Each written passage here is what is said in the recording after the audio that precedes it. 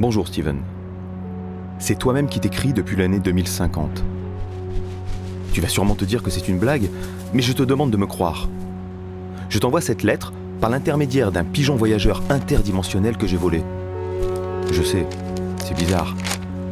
Mais je prends de gros risques pour te contacter. Alors j'espère que tu me croiras, car ce que j'ai à te dire est de la plus haute importance, et je n'ai que très peu de temps pour te l'écrire. En 2050, le monde a beaucoup changé, tu sais. Les océans sont morts. Ils sont pour la plupart remplis de plastique dont on ne parvient plus à se débarrasser. Les poissons sont rares et personne ne se risque à les manger de peur de s'intoxiquer. La température ne fait que monter. Il y a chaque mois des incendies qui recouvrent tout le paysage d'une suie poisseuse. L'odeur de brûlé est partout dans la ville comme à la campagne. Quant à l'eau potable, il n'y a maintenant que les plus riches qui y ont accès. Les autres sont contraints de boire une eau infectée qui rend malade chaque jour. Nos conditions de vie sont déplorables. Mais ce qui m'a convaincu de t'écrire, c'est que les choses ont pris une tournure encore plus inquiétante ces derniers temps. Et je te demande de lire attentivement ce qui va suivre. Il y a quelques mois, je suis allé me promener dans les restes de la forêt qui longe la maison. Les arbres, qui sont pour toi énormes et verts au moment où tu me lis, sont aujourd'hui calcinés, d'un noir profond, fragiles et sans feuilles, et les animaux y sont devenus très rares. Pourtant, ce jour-là, j'ai entendu un couinement en contrebas. En m'approchant doucement, j'ai découvert un étrange animal que je n'avais jamais vu de ma vie. Il était énorme, aussi noir que les troncs des arbres brûlés, avec des reflets de toutes les couleurs. Il ressemblait à un énorme chat hirsute, comme une panthère.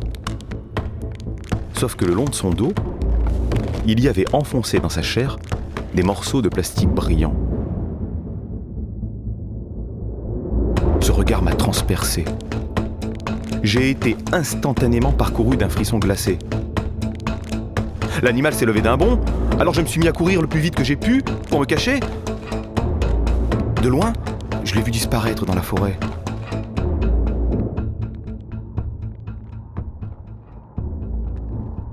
Après ça, j'ai senti quelque chose changer en moi.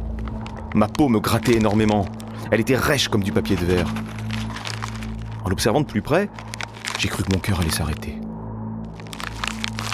Sur ma peau, des écailles en plastique très fines s'étaient formées. Je te demande de me croire sur parole, Steven.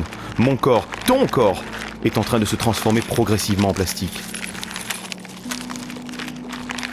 Je ne saurais expliquer comment cela est possible, ni jusqu'où cette mutation va progresser. Mais je suis sûr de ne pas être le seul à vivre ça. Et c'est pour cela que je t'écris.